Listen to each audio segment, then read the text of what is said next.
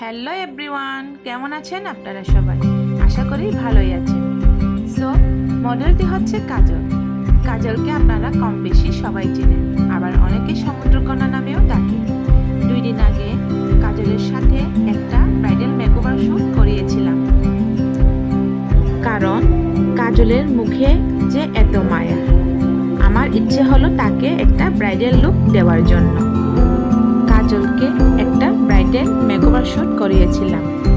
অনেকে আবার আমার ইনবক্সে জিজ্ঞেস করতেছে কাজলের বিয়ে নাকি আপু।